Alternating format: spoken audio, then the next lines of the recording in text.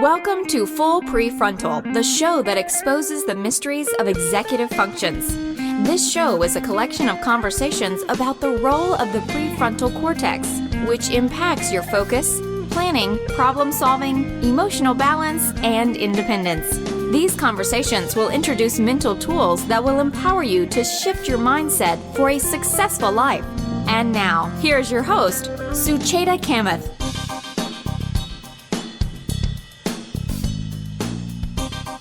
Welcome back to Full Prefrontal, where we are exposing the mysteries of executive function. As always, I am here with our host, Sucheta Kamath. Good morning, my good friend. Always good to be with you. Looking very much forward to this conversation. Why don't you kick things off for us? Good to be here with you, Todd. And I apologize to our listeners. My voice is not the best today, but maybe it's sexy, as you said earlier. And the show must go on. Show must go on. We have a very special topic today. We're going to talk about reading comprehension. So I would talk a little bit about failure in reading comprehension. And this was a story that I came across several years ago about the fall of German Wall. And the story behind the fall is less than glamorous, apparently. So Washington Post did a story in 2009 that described that one of the most momentous events of the past century was, in fact, an accident, a semi-comical and bureaucratic mistake that owes as much to the Western media as to the tides of history. So the story goes something like this, that on November 9th in 1989, Gunter Schabowski, he was a member of the East German Politburo, who was supposed to hold a press conference to disclose minor changes to the travel ban between East and West Germany. And Schabowski, unfortunately, was not really informed about the memo that he was handed, but he was the spokesperson, so he took the written memo, which was written by somebody else, and did not read it.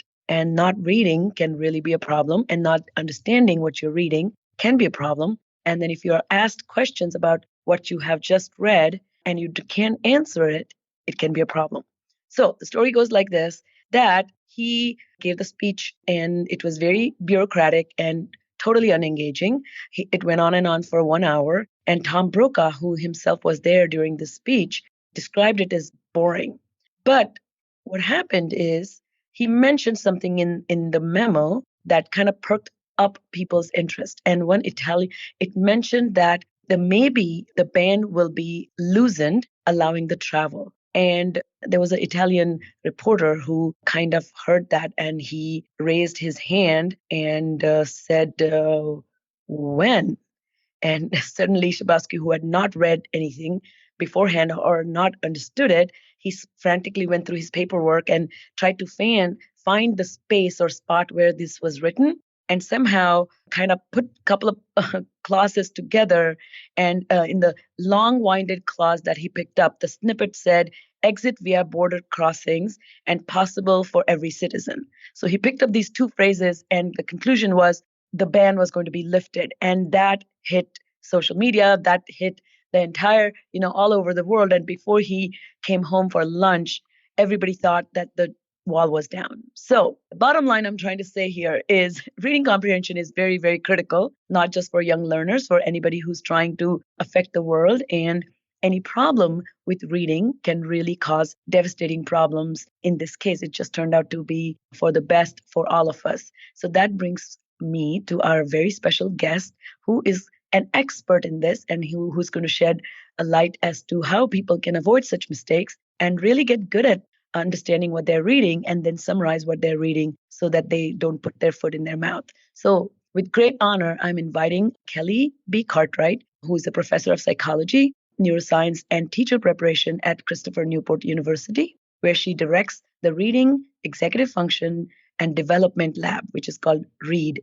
Her research explores the development of skilled reading comprehension and the neurocognitive and affective factors that underlie comprehension processes and difficulties from preschool through adulthood. She has written many books, and a few just to list here is Executive Skills and Reading Comprehension, a guide for educators, word callers, small group and one-on-one intervention for children who read but don't comprehend.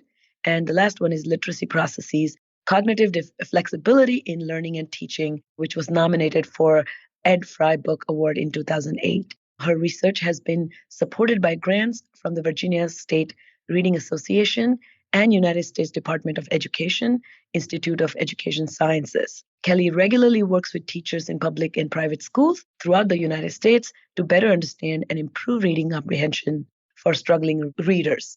And these experiences inform her research. So it's a great delight for me to invite you, Kelly. Welcome to the podcast. Hi, Sucheta. I am just so happy to be here today. Thank you. So I asked this question of many of my guests, or most of my guests. Tell us a little bit about your own executive function and how have your personal insights into self-awareness and self-management skills benefited you as you embarked upon your career in psychology and neuroscience? What a fun question. I am a planner by nature. I make lists. I love to organize details. I'm most comfortable when I'm able to impose some sort of order on things, whether it's, straightening my desk before I try to engage in a task. Perhaps that's really procrastination at work. I don't know. But as a young learner and as a reader, since we're focusing on reading today, comprehension was fun for me. So I think in that sense, I was a goal-directed learner.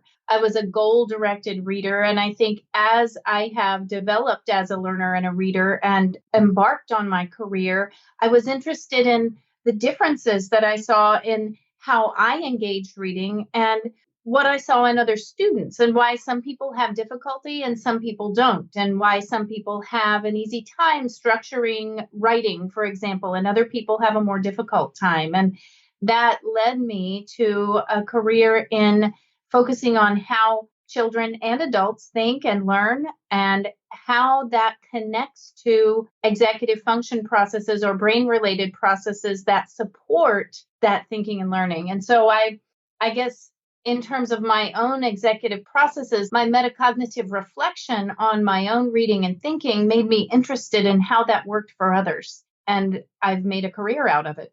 Brilliant. So one more question about that. When did you discover that you were becoming strategic about your learning? That's a really good question. And I think I was probably an undergraduate student, maybe even into graduate school. As an undergraduate student, I wasn't as strategic. I was interested in learning how processes worked. I remember reading in my cognitive psychology class about top-down and bottom-up processes in reading, and I was fascinated about why and how that worked and thinking about how that worked in my own reading, but still not as strategic as I was in graduate school, for example, when I was very structured in the way that I approached a text, the way I approached tasks and studying. And so I think as I developed as a learner and became more specialized in the topics that I was studying, I became more strategic. And I think my own development and awareness of my own processes is aligned well with what we see in the research in terms of development of executive function. That our executive functions aren't fully developed until we enter late adolescence, early adulthood. So we see with many people, we're developing throughout the lifespan. I really asked that question primarily because I find that many talented individuals with great executive function go into fields like you have, where it requires very tedious, effortful, intentional organization and planning to manage a complex research endeavor. But as you mentioned, the strategic thinking is not external to us.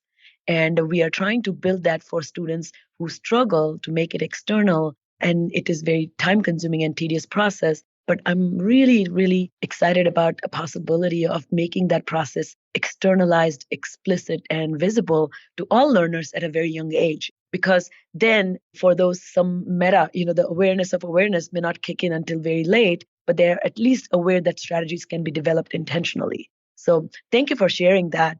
Let's start with a very broad question in terms of, I know educational experts or education in general wants students to develop literacy skills. Do you mind telling us what is literacy and what is the relationship between literacy and reading?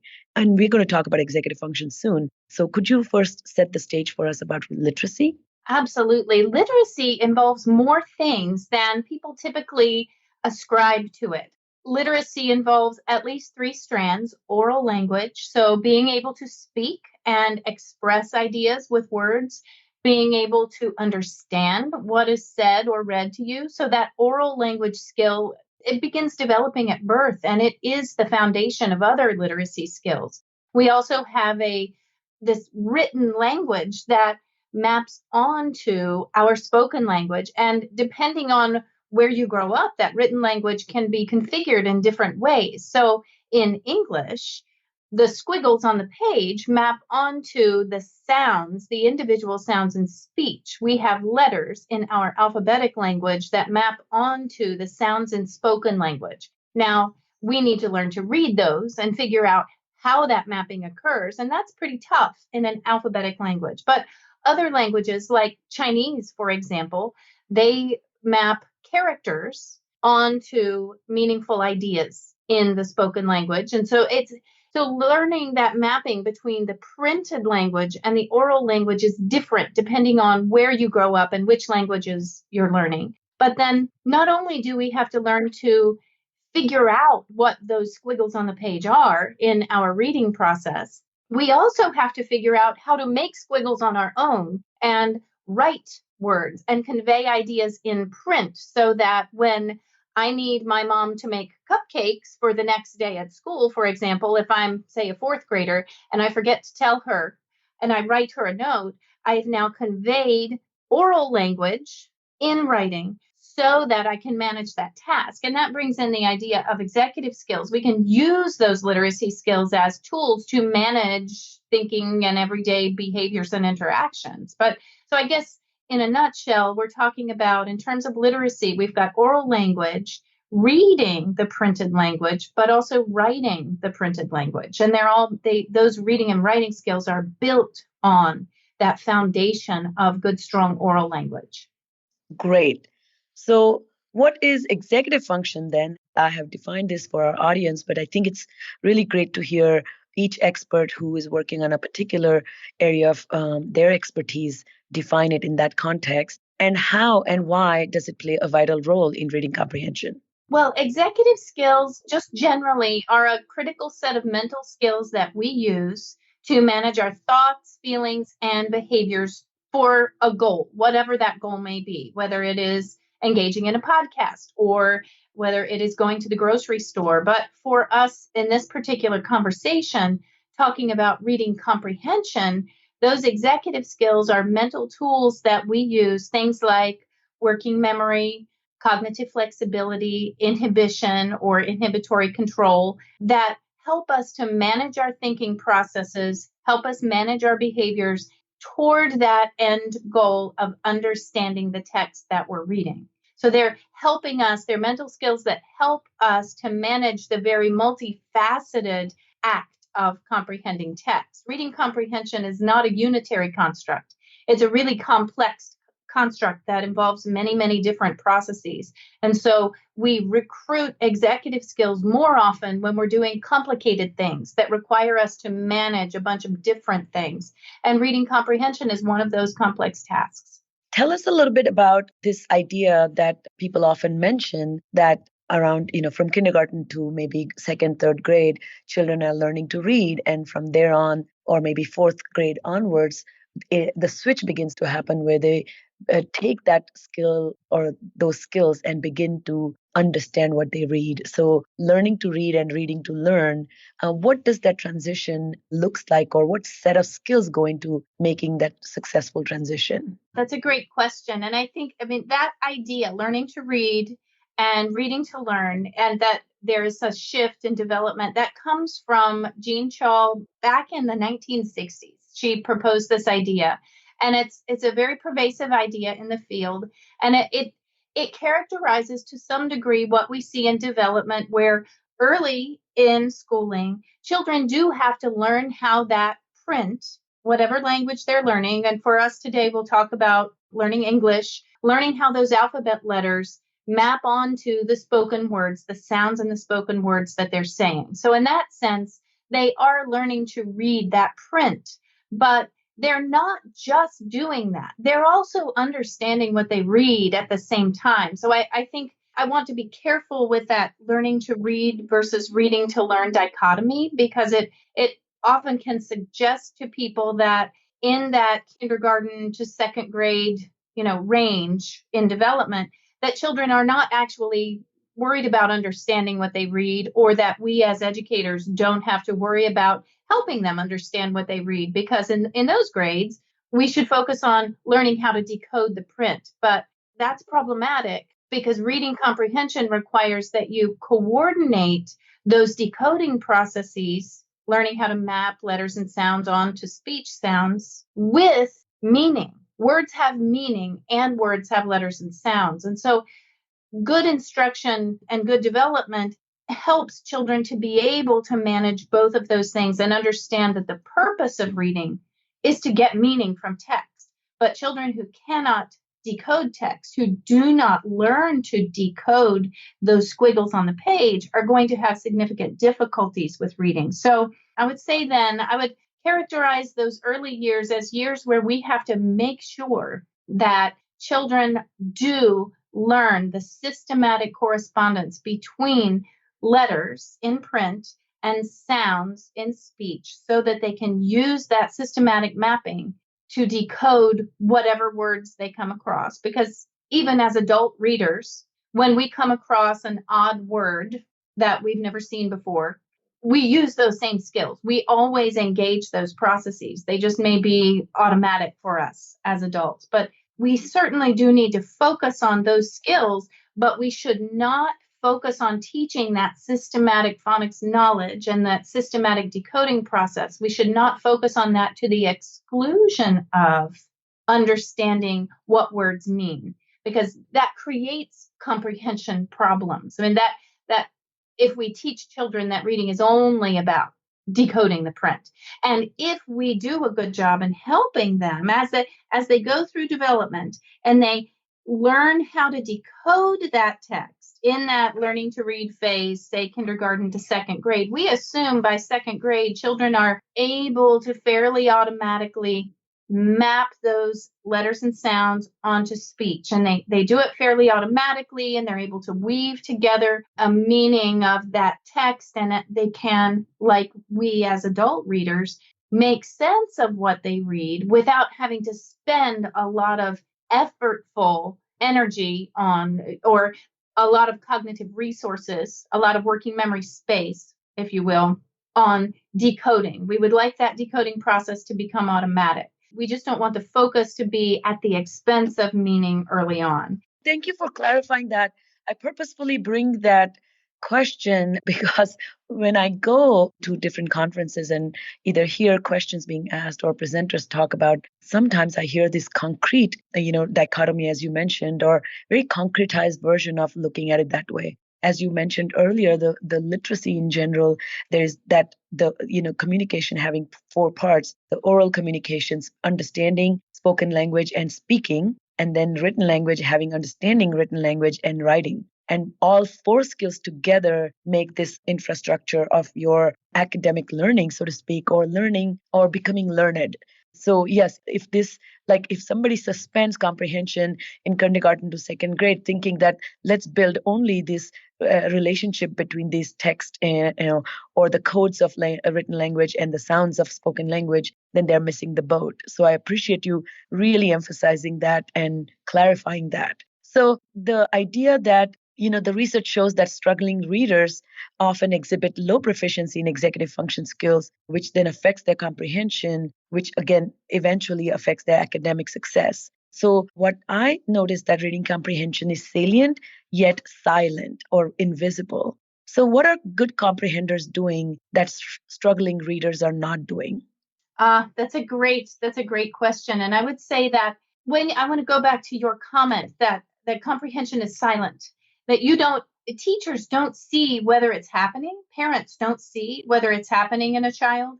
What they do see and what they do hear, whether you're a teacher or a parent or, just a bystander, you hear a child reading aloud. And perhaps they do have that decoding process, that word reading process down pat. So they sound fluent. Their reading sounds like talking. That's often how we frame it for students. We want you to read in a way that sounds like talking. So maybe they can do that. So for a teacher, that seems like the child has it all together. They know what's going on. But what we don't see, because comprehension or the lack of comprehension is silent, we don't see that they might not be able to manage building that mental model of a text's meaning in mind while working their way through decoding that text. So at the very least, a good comprehender is able to do that. They're able to build a model in mind of a meaning of a text, processing not just individual words' meanings, but weaving them together in ways that make sense, building that mental picture, if you will, of what's going on in a text, and then updating that picture as they continue to decode more words and make their way further into the text that they're reading. And that coordination requires that they're flexibly shifting between the letter sound information in the printed words and the meaning of words, the syntax in the sentences, and whether the words are, going together in an order that makes sense. They are having to inhibit attention to things that don't support comprehension. So ignoring irrelevant meanings. If you come across a word like the word jam, for example, in traffic jam versus strawberry jam, you have to inhibit the meaning that doesn't fit the context in the text that you're reading about.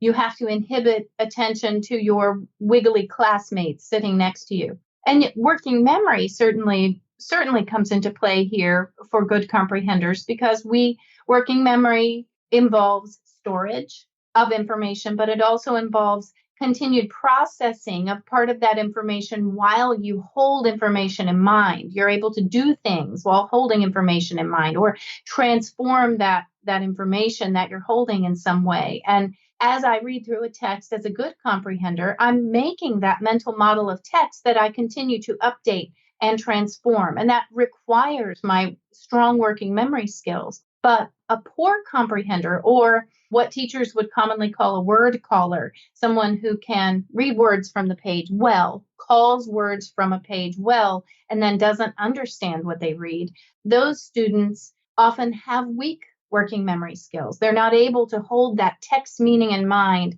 while continuing to decode words, or they don't inhibit well their attention to irrelevant pieces, or they're not able to flexibly shift between all the many elements or processes necessary to understand a text. And these are silent skills. We don't know that they're there or not there until we realize that comprehension breaks down.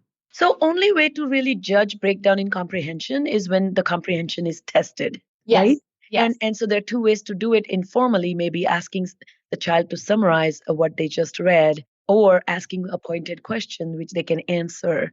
But I find that a lot of, it's a hindsight 2020 issue with reading comprehension, because until and unless you read substantial amount of material, then this constant working memory update for your the contextual meaning model, if you keep building and updating, then you formulate the big picture. So until enough comprehension is done, you cannot really judge whether there was a breakdown or not, right? Because otherwise the process will be so labor intense. So what are some of the things that parents or teachers can, I know we're going to talk a little bit about how to support it, but right here, I thought it was so critical to help people understand that I have a lot of friends whose children are in fourth grade to middle school, or, beginning of high school, but they're so satisfied that, my son, who's a fourth grader, is reading Harry Potter. And I always ask, have you asked any, how do you know they're reading well? And so the answers parents often give is, I see him read. So tell me, why is it so important to intercept reading comprehension process? Well, what a great example. I often give that very same example when I give talks. Parents will say, well, my child can read Harry Potter. Well, what does that actually mean to you? Well, I had him read it aloud to me at bedtime. Well, great. That tells me that your child can decode words. And so you can read the word Dumbledore. That's great. You can decode those sounds, but do you know what it means? We don't know if the child knows what it means unless we ask those questions. And so often, as an example from my own family, I have an 8-year-old son who is in third grade as well. And he, when he reads a text, I will ask him, well, tell me, what is it about? Do you like that book?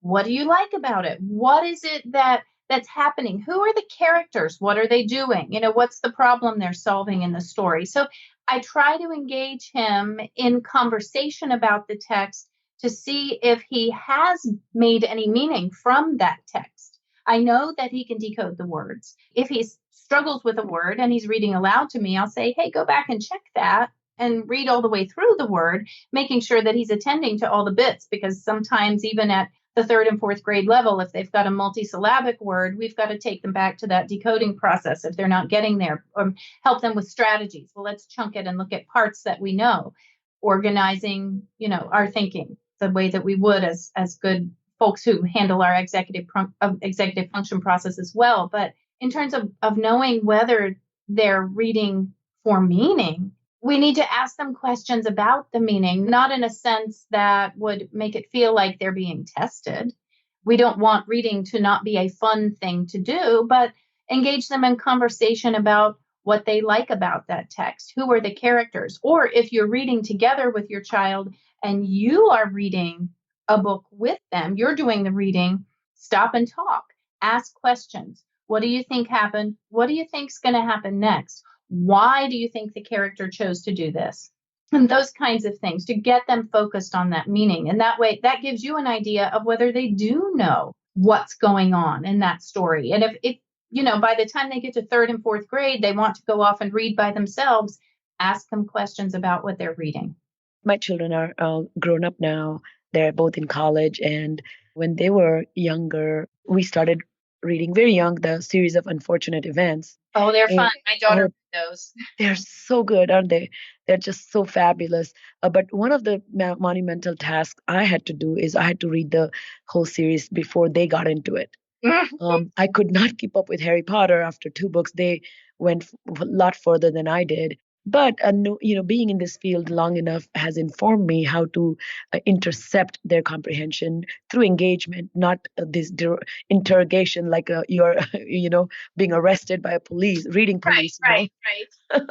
But what I found that I like to call it spot checking comprehension. So you pick a random paragraph and read together and ask the child to explain the context that came before what was just read about, and then predict something that's going to happen next based on this paragraph. And I found that technique very useful, not disruptive to the reading interest and the joy of reading, but also kind of sometimes if you don't have time or ability to read everything the child is reading, kind of stay with it so that you're not letting the child. I use this analogy. I said, would you take your child to a water park and not supervise? And they will say, of course, I would never do that. So I said, your child, when he's reading a fat book, he is at a water park and you're not supervising.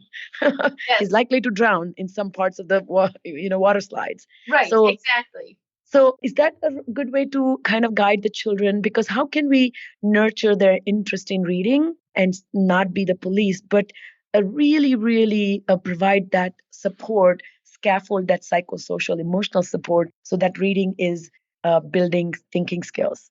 Are you talking about a reader who is learning to read and things are going along well? Or are you asking me about a reader who's struggling with comprehension? I want to be clear about what you're looking for here. I would love if you have a distinction between those two groups, how the scaffolding would look like. But I find that the parents, one of the educators who assign reading and the pushback that parents give mainly is about by intercepting reading, we are destroying the joy that goes with reading.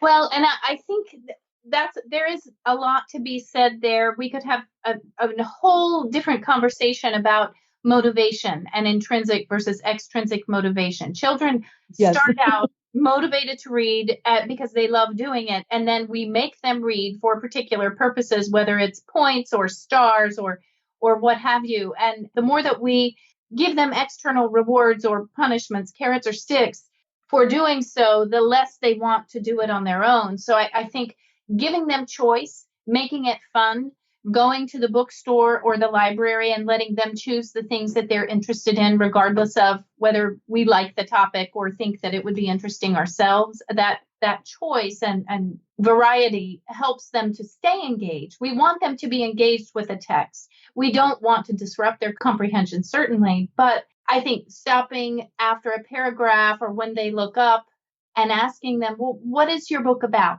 Tell me what your book's about. What has happened up to this point, and what do you think is going to happen next? As you suggested, I think what that does for you is it tells you, has my child built a model of this text's meaning? Do they talk about the characters' motivations and why the characters might be doing? Are they making those inferences about why characters are doing or feeling the things that they are and predicting the subsequent actions? So that tells you that they have a meaning model that they're building, and then they are looking toward the next updates that they would need to make as they read through the text.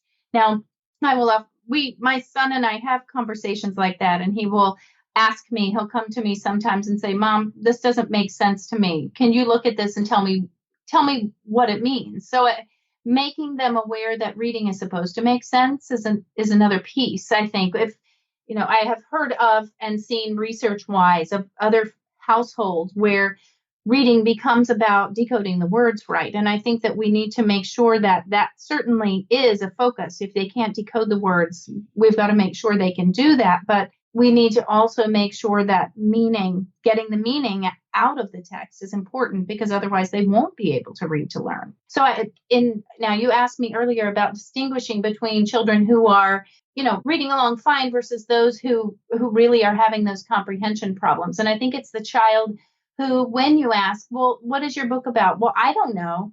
Those are the children when they don't know what it's about. They don't know who the characters are. Well, why did your teacher have you read this book? Well, I don't know, just to read it. Well, if the responses don't give you any indication that they have comprehension of the text, if they're missing the comprehension questions, if it's just about getting the words right.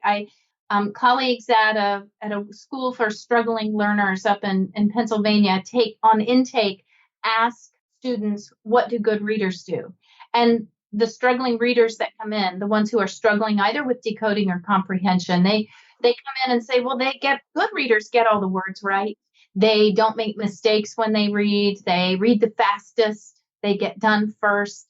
And those perspectives suggest that the students don't even know what reading is for. They don't understand that good readers make a plan to understand text for a particular purpose, that when a good reader sits down with the text, they're reading with the end in mind, knowing that they either need to learn a particular kind of information, or they are reading for enjoyment. They are reading to see what these interesting characters do next. And if children are reading just to decode, that's a very, very different situation than reading to understand. And if they don't even understand that, how to go about understanding a text, or that's why they should be doing it, that's where we can intervene and provide the strategies, and the support for their executive functioning skills that may be necessary. Because often what happens when they're not comprehending, even though they sound like good readers, but they're not putting together that meaning, what may be happening is they just don't have the working memory resources. They don't have the cognitive flexibility necessary to support the things that they need to do to comprehend that text. And that is where intervention can happen. Absolutely. That's very, very clear. So that brings me to another ways a symptom in reading a problem with reading often comes up or is described is breakdown in attention while reading. So often children are seen, or teachers or parents report that, or the child himself might, when prodded, may report that he's reading something over and over again. Can you talk a little bit about that? When does that really happen? And what is going on in terms of inside? And how does this relate to efficiency in reading? I had a teacher tell me just this past week, I traveled to give a talk to some teachers in another state. And I had a teacher tell me she had an aha moment after we talked about executive functions and reading. She said, wait, all these times when my students, they read through a text and I think that they're not understanding because they read too fast and they don't pay attention. And I tell them to slow down. That's not actually helping them to understand the text better. It's just making them not understand more slowly. And I think that's what we see with these students who struggle, this attention or struggle with comprehension, I should say. It's more than just attention. If we tell them to sit down with a book and pay attention to it, that doesn't tell them how to pay attention to it. What things should they be doing to understand that text better? What things why are they reading this text? What things should they be doing? For example, we can tell them explicitly, we can give them explicit supports for working memory. Some of the things that authors do that students can be made aware of are that they leave bits of information out and we have to make inferences. And so we can teach them how to do that. But if students are unaware that good readers are good thinkers, they're good planners. They start with the goal of reading in mind. They have good memories. They can read through the text, and that may be all they're doing, just decoding those words, while also making a picture of the meaning of that text in mind. And if they are not able to do both of those things at once, if they're not able to be flexible thinkers, then we can teach them, we can strengthen their cognitive flexibility as well. And that good readers are flexible thinkers. Good readers can inhibit attention to particular distracting information in favor of attending to the meaning of the text. But if students don't know specific actions that they can take to understand the text, then telling them to pay attention isn't going to fix it. And I think that's often what happens. We see a child read through the text, or they do so too quickly, and we say, "Oh, slow down. Then you'll understand it. Pay attention." But they don't know how to pay attention, because it's more than just paying attention. They need to look for the clues that the author leaves in order to make inferences. They need to be able to make a picture of what's going on in that text in mind while continuing to decode that text. They may have difficulty inhibiting inappropriate word meanings, for example, and so we need to teach them multiple word meanings and then help strengthen their ability to shift between those meanings as they're making their way through a text. It's more than just a general attention issue. There are specific things that we can help them do, and without giving them specific strategies, those children that have trouble with executive functioning, they're not able to just pay attention and understand. This reminds me of this, what you're saying, if I can summarize, is that purposeful reading. In my work, in my practice, when I do the executive function training, I talk a lot about executive attention, which is paying attention with intention and regulating the paying attention over a passage of time. So am I paying attention to the right stuff? And do I know what that right stuff is? Which is that purposeful reading, right? So one of the exercises I do is taking a book cover, particularly for younger readers, for example. This is much more easily illustrable, so to speak. But a couch for my mother, and there's a big fat couch on the cover, then you ask the child, what is the story going to be about, and predict why the mother needs a couch, or whether she already has a couch. And so kind of creating some type of mental hypotheses. So when you go into reading, you're able to find answers to those hypotheses. Isn't that what you're talking about? Absolutely. I mean, good readers begin reading with a plan to understand a text for a particular purpose. And when I'm working with students who struggle, I tell them this: we begin with my plan to understand. That child should have a plan to understand a text for a reason, because good readers are good planners. And so here we might work with a student to set a goal for reading and understand why they're reading a text, and then have them look through that text, preview that text, and see whether they should pay attention to particular parts, and focus on those parts as opposed to others, because they will help them reach that reading goal that they've set for themselves, and connect information in that text back to knowledge that they have. So that's going back to our knowledge organization and connecting that new information to the knowledge that we already have in our long-term memory enables us to retain the information in the text.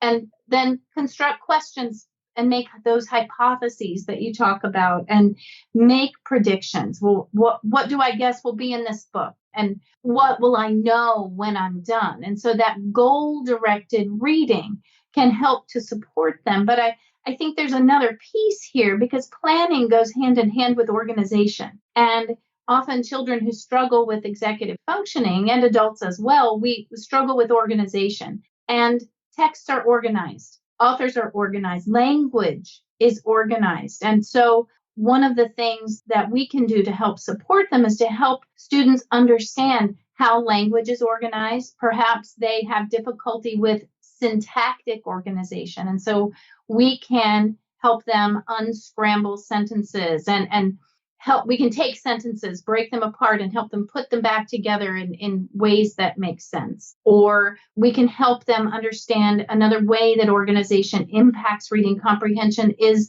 in text organization. Narrative texts are mostly organized in a similar way. When you read stories, you have events that are causally related, but children who struggle with reading comprehension don't see that those events are causally related and that characters react in a cause and effect fashion to events that happen in the story. And so helping students become aware of the structure of stories helps them to learn to use that information to understand texts. And then another way to use this is with informational texts, the expository texts that teach us things, nonfiction. Those have very different organizational structures, different from narratives. So those texts may be provide just concepts, or they may be comparing and contrasting things, or they may illustrate a temporal sequence, some sort of time sequence, but teaching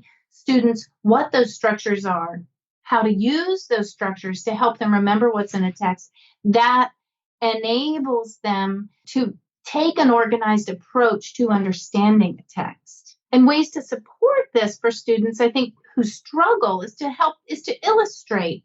Take those illustrations, take story sequence images, sort of like cartoon sequences, scramble those up and have them put them in an appropriate order and explain, retell how that story should go together. And that gives them practice in seeing those connections so that they can then use that same organizational structure later on as they become more aware of it in their comprehension of new texts. Amazing. And thank you for listing specific processes there. I think there's so much like behind the scenes that happens and needs to happen, and it is facilitated, but if it's not facilitated, the cost is devastating. To me, not being able to regulate reading comprehension is the 21st century crisis, and what I see is that there's a gap in the educator's understanding of the relationship between reading comprehension, critical thinking, and executive function. So my final question to you is, what does self-regulated reader and learner look like when it's done well? What's happening in that class? A self-regulated reader and learner is one who is able to make sense of that text, who is able to mentally shift back and forth between meaning and decoding processes, who is able to reflect on knowledge that they've gained from that text. But they're managing so many different processes, but they're able to glue those processes together, so to speak. So the vocabulary knowledge that they have, their oral language comprehension, their ability to decode that text and recognize the words in that text, they're able to manage those things and weave them together, construct a meaning from a text that they can connect to their own knowledge, that they can use and they can talk about and they can write about after reading that text. Students who understand what they read and adults who understand what we read, we respond to texts. If you've ever found yourself reacting to a text, or you read an article and you say, yes, this is exactly what I was thinking, or you react and say, no, this makes no sense, that your reaction is evidence of you comprehending and making meaning from that. That's so beautiful, such a beautiful example of that, because this is exactly what happens in real life, right? We don't get grades, we don't get tests on what we read. There's a visceral emotional reaction, and thumbs up, thumbs down, and internal reciprocity to that text. I love it. Thank you so for clarifying that. Any final words in terms of Where do you see most optimism in your work and what's happening in the field of reading comprehension and preparing the next generation of readers? The most optimism that I see is that we're learning that reading specific executive function interventions are the things that are supporting readers.